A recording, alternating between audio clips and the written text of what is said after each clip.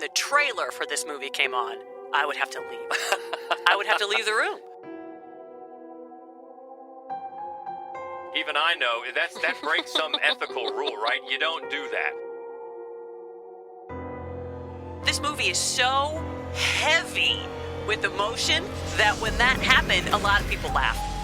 Welcome back, Fright Clubbers. We are back in the studio, and look at this. There's only 2 people here in the studio. That's very appropriate, considering the topic that we're diving into today. Welcome.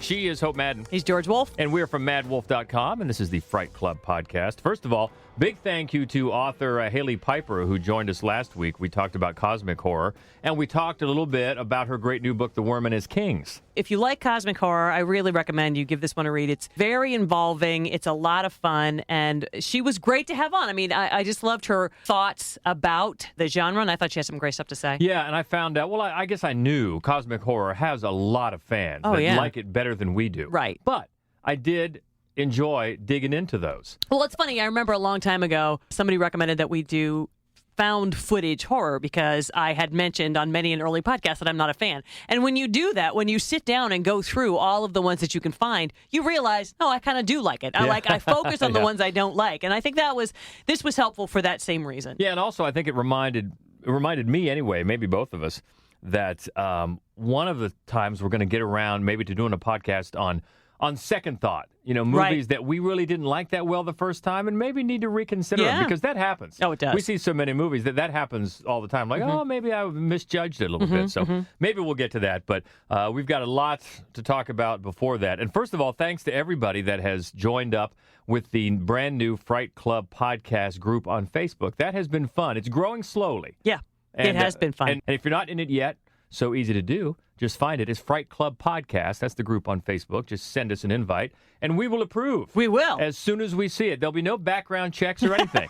And it's been fun. When you start one of those things, and then you hope that people start engaging. Talking with each other. Yeah, and they are. I mean, people are posting fun stuff about horror movies. So, yeah, let's keep that growing. Again, that's Fright Club Podcast, the group on Facebook. And apologies, again, to whoever's idea that was. I can't believe we forgot. I know. I'm sorry. But we love you. Because we got around to it. So anyway, on the cosmic horror, we didn't get a whole lot of pushback, which was nice. No, the only thing Phil rightly pointed out, he would have hoped to see The Thing. And as we kind of talked about in the podcast, I mean, The Thing is a magnificent, classic, amazing film. But what I wanted to do was limit the scope to things that felt not sort of exclusively alien, but something a little bit more sort of mind-bendy and, other dimensional. Yeah. Partly because I put The Thing on so many lists. Yeah. Same with Alien. Alien could have easily been on the list as well, because they both are very Lovecraftian. But Yep. And I totally get that, the love for The Thing. We love it too. Good call.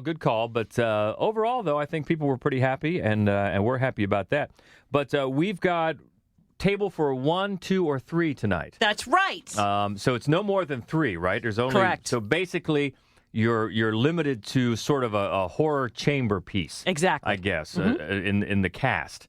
And a lot can be done. As they say, good things in small packages sometimes. A lot can be done, as we will find out. Right. Exactly. When I started looking into it, I was surprised by how many great movies fit into this category. Yeah. And sometimes, and we'll talk about this, sometimes you kind of have to make an allowance for just a brief sight of another person or something like that. But it's so quick that we're just going to appeal to the judges, who are us. Right. And then we'll have a ruling. So anyway, though, we've got top 6. It's fuzzy math. We've got top 6, top 5 of horror chamber pieces. So why don't we just dive right in with number 6? And this one is one that we wanted to do. This is really what made it, what forced our hand to make it be a top 6, top 5, because we don't think we've ever talked about this. Correct. This one's from 2005. It centers on Haley, a smart, charming teenage girl. Jeff is a handsome, smooth fashion photographer. An internet chat, a coffee shop meetup, an impromptu fashion shoot back at Jeff's place. Jeff thinks it's his lucky night. He's in for a surprise. Hard candy. You work as a photographer, you find out real quick. People's faces lie. Does my face lie? These were all shot here? My house is my studio.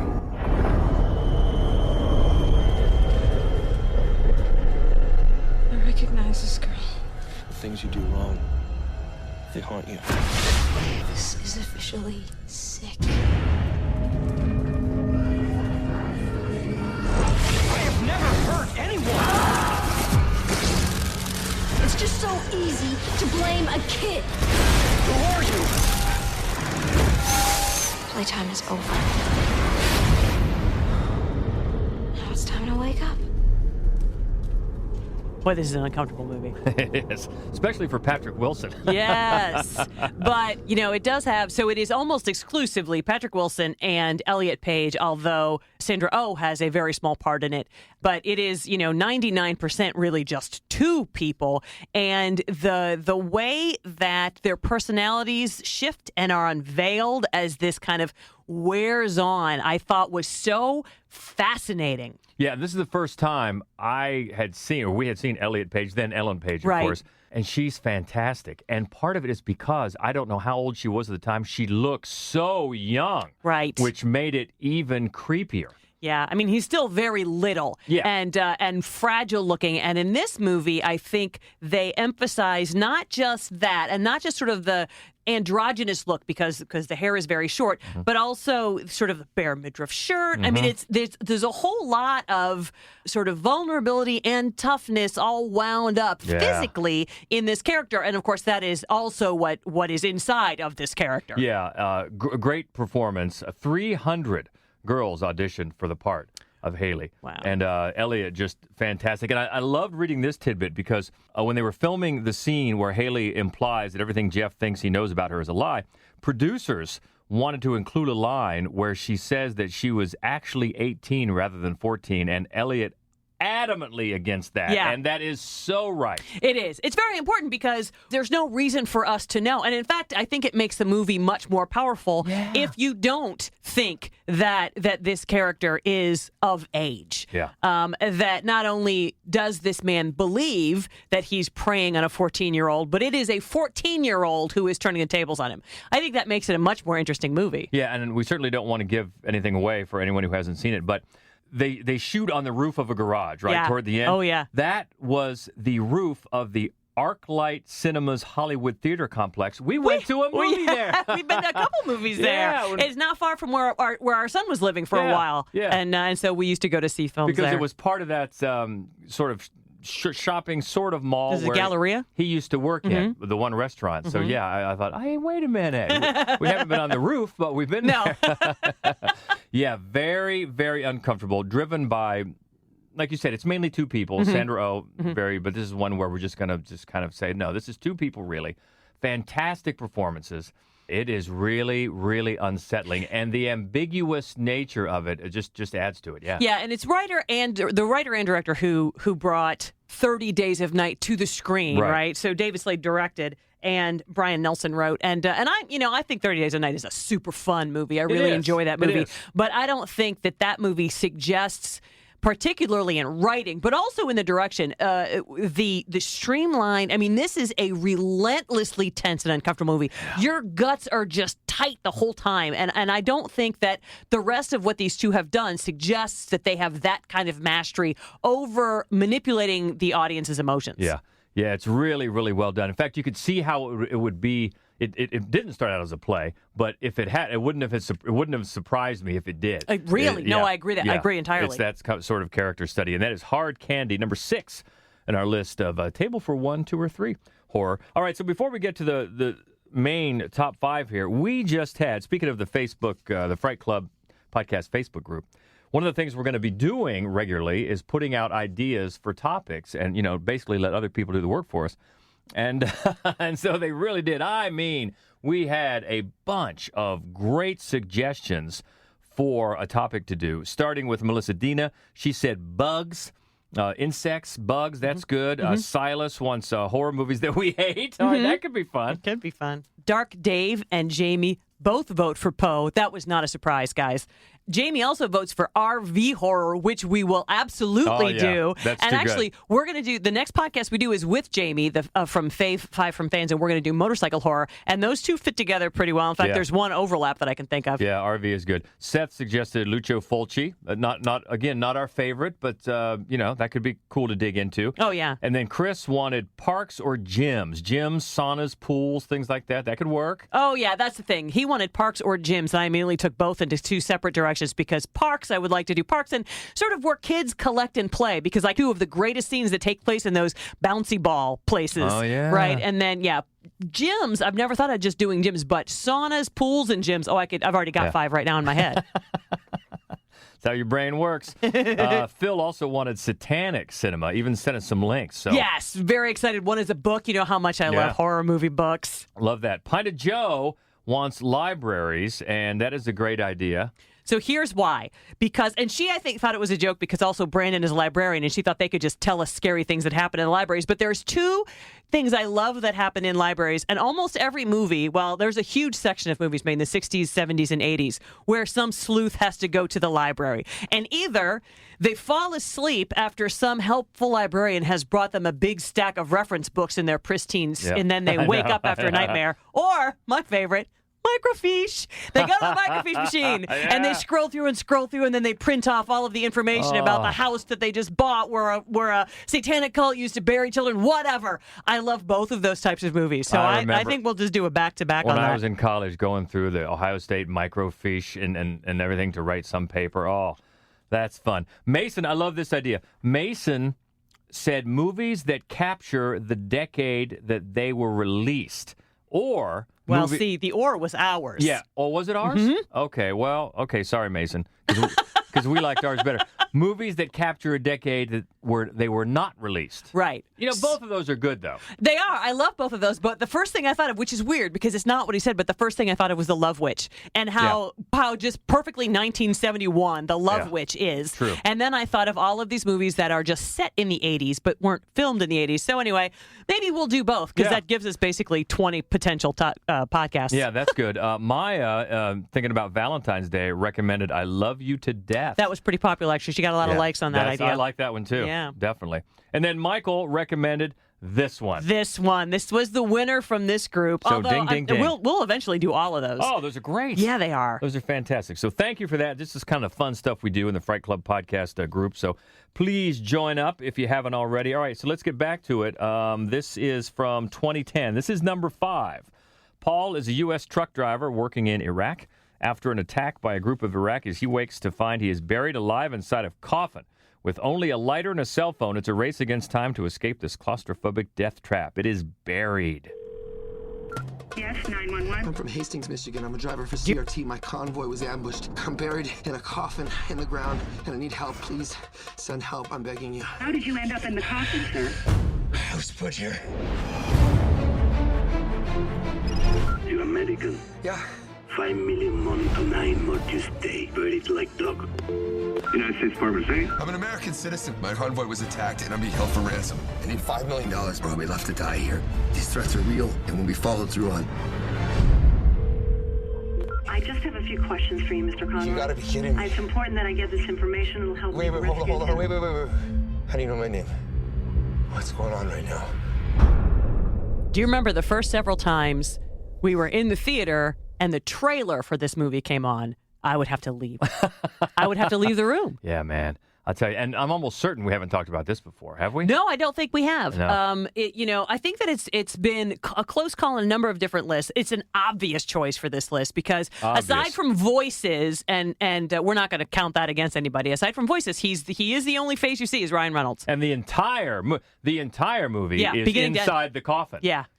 Which is, oh man. I know. I mean, it really is a testament to his charisma, right? His performance. And I think that before he made this movie, I think there was some debate as to whether or not he was even talented. Handsome and good with quips, but talented, I don't know. But this movie, I think, erased any questions about that. Yeah, this is definitely a table for one here because he's the only person that we see in the flesh. The other, your voiceovers, you're right, or recorded on the cell phone. So that doesn't count. And then it's all shot from inside the coffin. The film never repeats a shot. And this is minimalism taken to the extreme. It really is. I mean, there are some great movies that, make use of just really one actor. The greatest of all is probably Locke with Tom Hardy. That's good. And then, of course, there's Godspeed. Our movie. Thank you, Kat McAlpine, for being the Tom Hardy / Ryan Reynolds for Godspeed. Do we still have the link up to where We you can do. watch that movie, If by you the way? by chance want to watch our one-man show, one-woman show, Godspeed, it's a short film, 9 minutes, and you can find it. It's a pinned tweet, but it's also on the Fright Club somewhere. Okay, that was nice. Nice plug. I wouldn't call it shameless. It's a good plug because it fits. We're talking about a one-man show here, and it definitely is. And Ryan Reynolds has said that he suffered from claustrophobia toward the end of the filming. Well, gee whiz. Right. How could you not? I don't know. I mean, man. Well, I can't be doing that. I feel like I have to tell the story because you've been in radio for a very long time, and many years ago, somebody at your radio station decided that they should have a gimmick where they bury somebody alive. Yeah, there were these stunts. The stations really don't do them anymore, but they had this company would come around and you could do a stunt where somebody would basically be buried under either. One time we did it with buried in ice, and then another guy was buried in concrete, I think. And you try to raise money and get awareness and everything like that. And so they're talking about what DJs are going to do it. And I was just, there's no possible way you're going to get me to do this. In fact, I mean, the guys that did it, they were fine. Well, it was your friend Jeff, and we would wake up at night like, oh my God, Jeff is still down there. Yeah. Like, oh my God. It's the worst idea I can think of. It was back in where our studio was around that shopping area. Yeah. So it had a lot of foot traffic, and they had it set up so people could come Peek in and look down at him. Yeah. And he had just enough room to wave and stuff. You're right. We would wake up in I the would middle have of the night. PTSD. Yeah, and go, oh my God, he's still there. Yeah. But anyway, we got sidetracked. So yeah, this is very, very claustrophobic. And it's funny, it's written by Chris Sparling, who also wrote ATM, which really just has 3 people That's right. in it. That's So right. this is kind of his wheelhouse. Yeah, it's so minimalistic that you could see how it's hard to make that effective. Oh, my because God, yes. You have so little to lean on and so few corners to cut. And but it's effective. No And B-roll. No.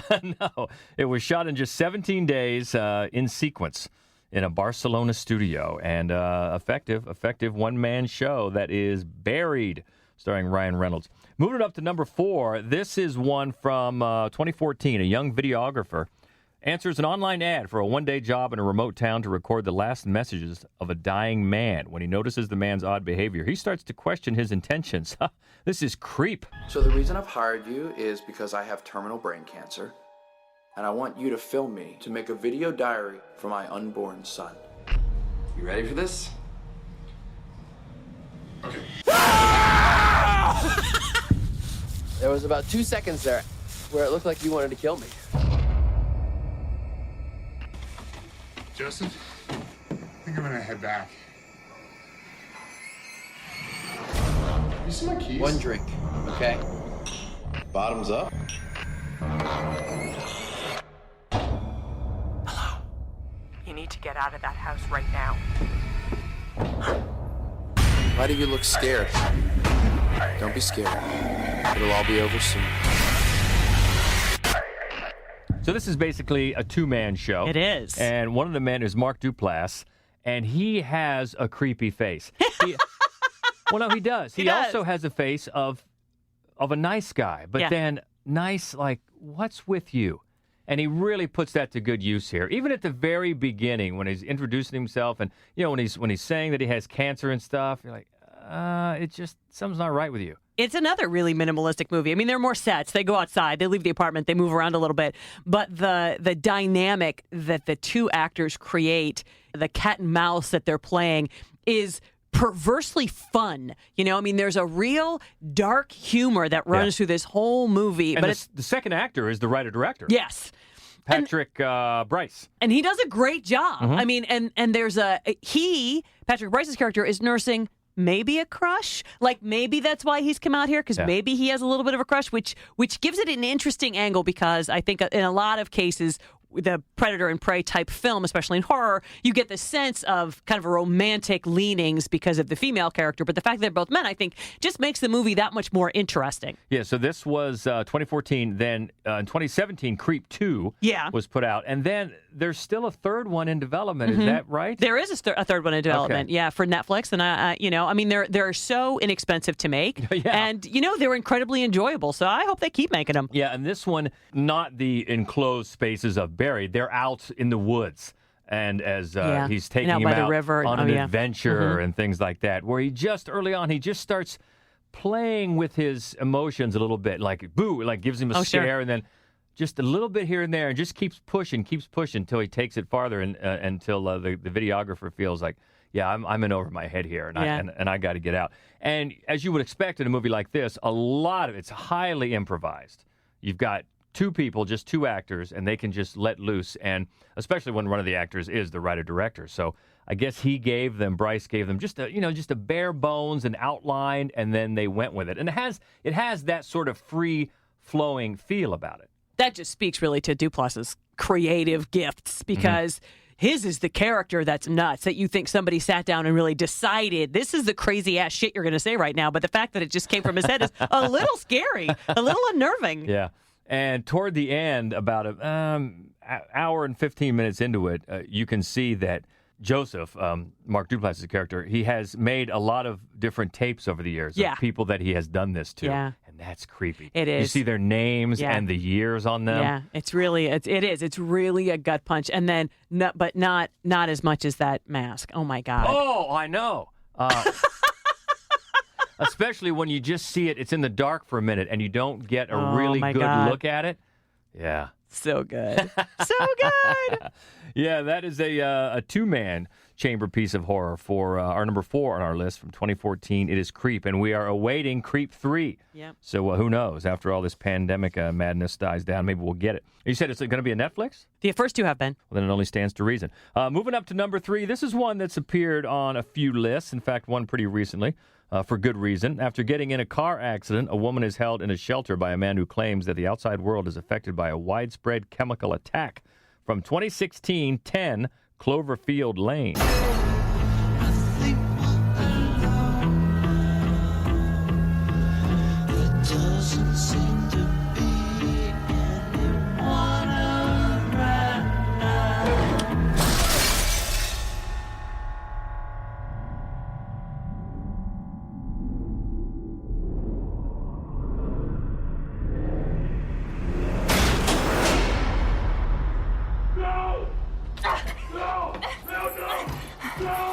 Don't open that door! They're going to get all of us killed!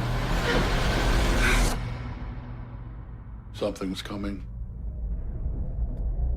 So there is, you explained this to me one time, there's a sort of a formula that is sometimes used for radio station morning shows. Mm-hmm. You want 3 people, the dick, the dork, and the deer. Exactly. Which is exactly what you have here, except that the deer turned out to be kind of a badass. And John Gallagher, he's always the dork, isn't he? He is always a dork, except in Hush. Oh, that's right. And then, of course, we know who the deer is. And John Goodman is such the, I guess, chameleon character, and the entire movie just hinges on when he makes that transformation from one personality type to the next. Right. And boy, I remember when we saw it, it really affected you big time. Oh, it really, and really did. It was really just the look of him was really all you needed, that he cleaned up. You know, and it's funny, too, that there are some scenes in certain movies you feel like you can smell the film. And that movie smelled like Old Spice to me there. I was like, oh, he's got some aftershave on. Yeah, it just sent a chill down your spine, because as things went along and you started to get, okay, does he have the best intentions? What's going on here? He doesn't. He does not. You figured he had sort of an evil backstory and an unsettling backstory, and then, boy, it just hit you like a ton of bricks, as it hit her. Oh, right. But when Mary Elizabeth Winstead's character wakes up and she's in she's in a cement room and she's chained, she's got handcuffs on, and he's explaining that it's for her own good. But, later you're like, why does he have handcuffs and chains in that room? Yeah. What is that about? Yeah. I sometimes wake up in you can't wake up in a hospital room and they don't chain you down. I mean, it's, you start off on the wrong foot there, and then, which is necessary, because that way it's not like a complete surprise. You should have seen it coming. And he develops, Dan Trachtenberg, the director, dread the whole time, even during the, they're playing the jukebox together, they're playing board games together. You're like, this is going to go south somewhere. Yeah, and in any type of movies such as these that have so few characters, boy, it relies so much on the talent of the actors, and of course their rapport with the director. Right. And it was Trachtenberg's this was his first movie, wasn't it? I think so. Wow. And all 3 actors here are great in forming these relationships that feel authentic, as, the bond between them. As they're spending more time, just the 3 of them, okay, they would sort of fall into a routine, maybe playing the board games, things like that. And we tend to, as an audience, identify with that. But then when you have that turn, that has to feel real as well. And we've said before how good John Goodman is. I mean, I think some publication some time ago did some sort of algorithm and voted him the most valuable supporting character of all time. Supporting actor of all time. Mm-hmm. He's so solid all the time. He really is, yeah. And he makes this movie. I agree 100%. I mean, the other two are great. They really are great. Mary Elizabeth Winstead, she's always good. She is. She's a great, central character. She's a great hero for a movie, but John Goodman is just exceptional. Yeah, and then once things happen and it becomes more about her and how they tie it into the Cloverfield universe. That takes a whole different level of excitement when she gets out there. And because of that, the cast members were not told. Originally, this was called The Cellar. It's based on a script called The Cellar. And I think that's how they referred to it early on because they didn't want, the word Cloverfield getting out to try to preserve the secret as long as possible. And I know there are all sorts of ideas and fan theories or whatever, especially when you bring in the Cloverfield paradox. The one after this, which centers around, I guess, the character that was John Goodman's character's brother, I think, is involved in it. Anyway, no matter how it's connected to that universe, it's just still pretty cool. Yeah. When you're dealing with monsters, maybe possible monsters, and who's lying and who's not. And it's exciting. And that is number 3 on our list. Moving up to number 2, another one that's become a favorite over the years for Fright Club. A grieving couple retreat to their cabin in the woods, hoping to repair their broken hearts and troubled marriage. But nature takes its course, and things go from bad to worse, and chaos reigns in Antichrist. You said you wanted to help me! Where are you? Nature is Satan's church. The evil you talk about is an obsession. No!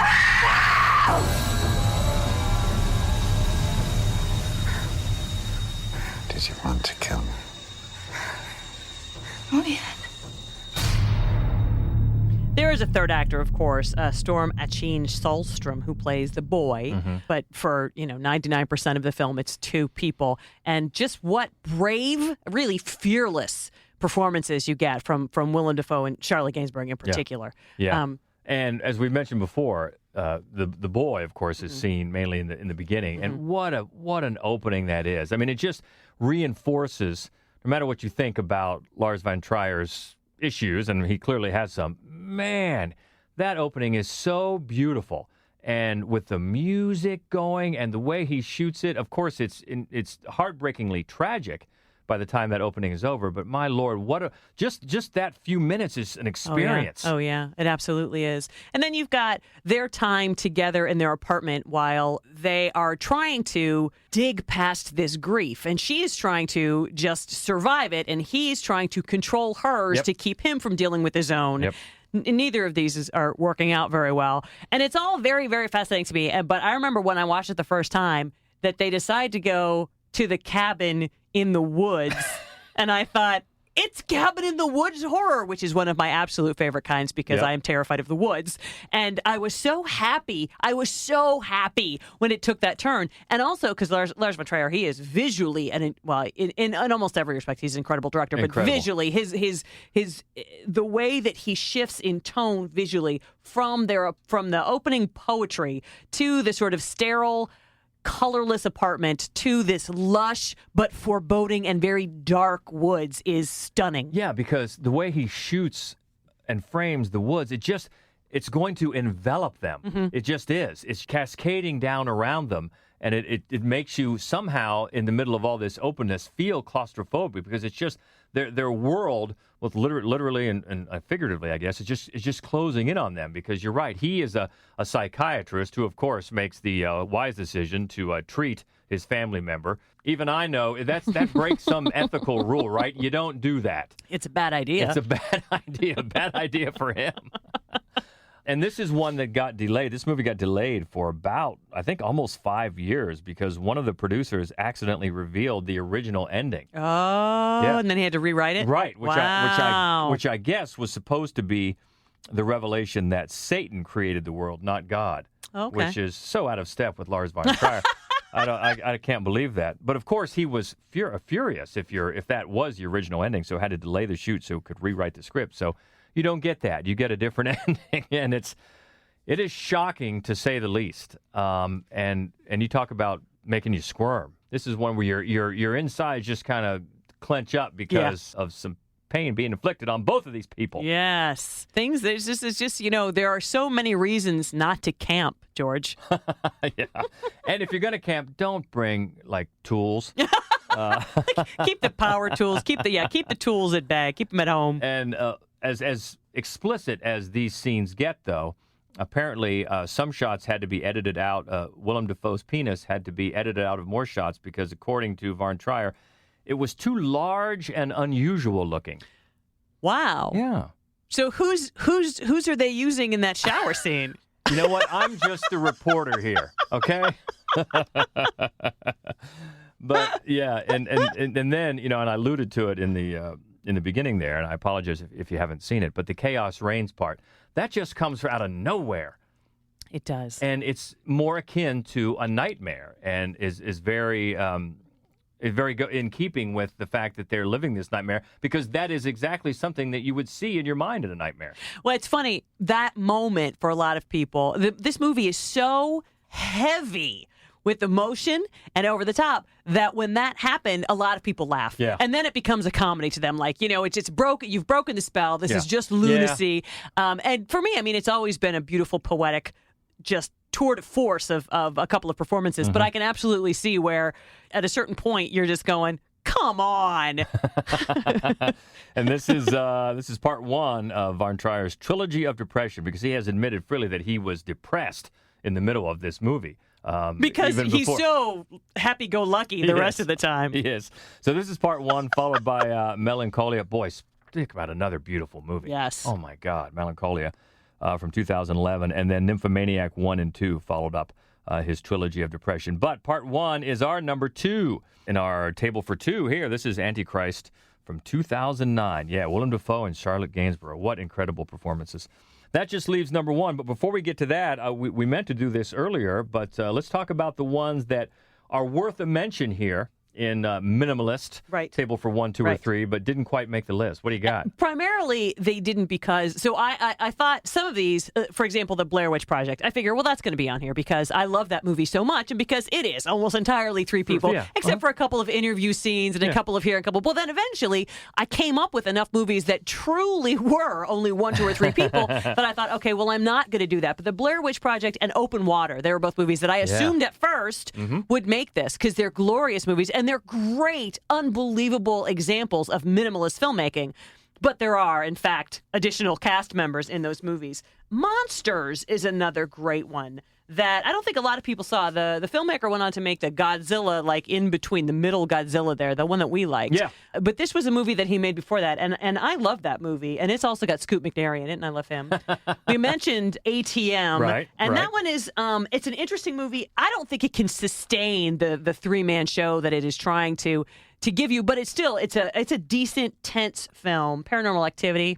Oh yeah, that's almost entirely 2 people. But there are some scenes that sort of break that up, where there are characters who have names and who have lines and stuff. Yeah.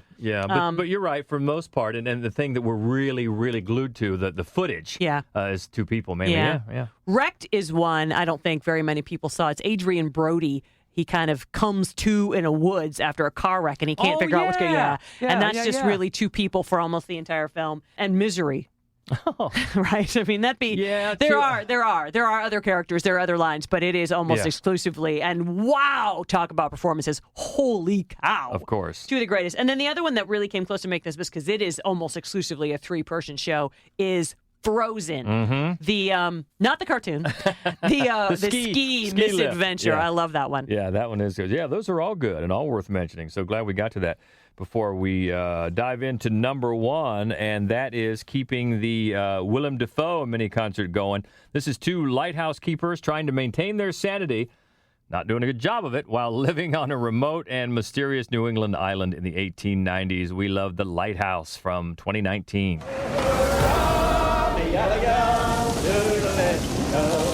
Watch this video, bees.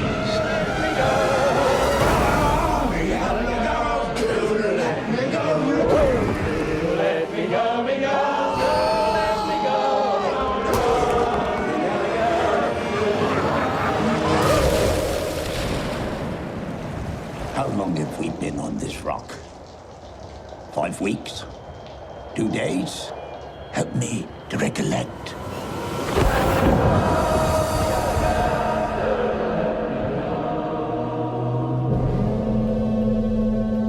There are a couple of images, right? There's a guy on a boat. There's a mermaid. There's the real Ephraim. Images, but there aren't lines. There aren't names. There aren't people. Yeah. It's just this unbelievable couple of performances and a descent into madness like really nothing else. We love this movie so much, and we've talked about it many times. Now we're going to talk about it again. We are. Yeah, it's such a two-man show, and Defoe and Robert Pattinson, who's also fantastic, they have said that they barely spoke a word to each other on set and were too exhausted to hang out together after the shooting. So they kind of stayed apart, and every actor is going to have their own way of doing things. I guess Defoe is one of those who really likes to rehearse, and Pattinson doesn't. Okay, whatever works. Everybody's got it. They're both great, but I think that probably does feed into their performances because you don't want these guys. These guys are not buddies. No. And they come at it from two different angles, and of course, early on, Defoe is just sizing him up. On the run. Yeah. And because he's been there. He's the vet, the wiki.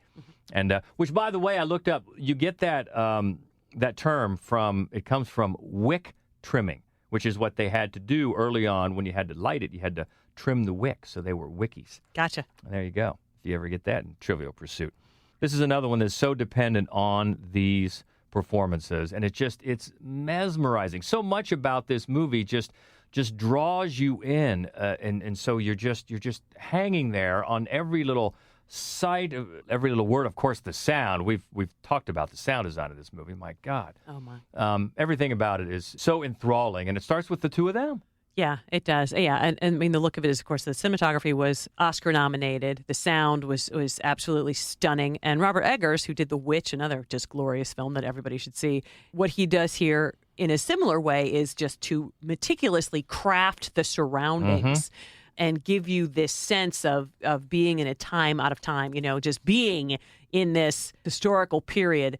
And I also love in sort of the way that the scene in The Shining, in the bathroom with Grady, right, where the power shift happens. It just happens irrevocably. Yep. It happens in the middle of a conversation. The power shift, who is alpha and who is not, between these two, when it turns forever, and it's never going to turn back. And it is so fascinating then the depths that both characters are willing to go once each has changed position. Yeah, and again, that's so dependent on the talent of the actors. If you think about the scene in The Shining, everybody knows about Jack Nicholson. Yeah. But the actor that plays Grady, just so good. And Stanley Kubrick was legendary for having people do scenes 80 times, that they got it so perfectly right in that movie, and they get it so perfectly right in this movie as well. You're right, when the power shifts. And this, Eggers, I guess, was inspired by a couple of different areas in this movie. It's loosely based on a real-life tragedy from 1801 called the Smalls Lighthouse Tragedy. Killing me, Smalls. I knew you were going to say it. Somebody had to. And then, of course, it's also steeped in Greek mythology. Yeah. Which helped me understand it a lot and gives you a new... Because I'm not big on Greek mythology. I don't think you are either. Maybe you're better than I am. But understanding some of that really helps you. But either way, even if you don't understand a lick of it, I think it's still such an incredible film watching experience. I remember it was one of the films that was playing alongside the Nightmares Film Festival. So it wasn't part of Nightmares Film Festival. It was playing at Gateway while Nightmares was on. And a lot of us who volunteer at Nightmares were there for the whole 3 days or 4 days. We're there the whole time. And our friend Bridget would just pop in and pop out. She would just pop in, take in 5 minutes, completely out of sequence, and pop out. And I remember thinking, that is a genius way to watch this movie. It's a brilliant way to watch this movie because you don't really have to have the narrative thread. Yeah. And it lets you fully appreciate just one scene at a time, just the scene you're watching, because every scene in this movie is genius. I have read books that way. I have not watched a movie that way. Remember, you had a book. Was it on Saturday Night Live or something early on when we first started dating? And I would just grab it every now and then and read some of it. And before you know it, I was done. But you think? I have not watched a movie that way. But that would be another way to experience it. Maybe we'll do that next time. That is number one on our list of table for one or two or three. The Lighthouse. So great. And that leaves just room for you to tell us where we messed up. So what did we get wrong? Let us know. We always love to keep the conversation going. You can find us on Twitter. It's at Fright Club Pod. Or, of course, on the brand new Fright Club Podcast Facebook group. Have I mentioned that enough? Well, I think that we need to thank Michael again for this excellent idea. Yeah, because I'm sure in the future we're going to get to many more of these great suggestions. So also you can find us on Instagram at Mad Wolf Columbus and on the main website where you can find all of our written reviews, our other weekly podcast called The Screening Room, which covers all the new releases.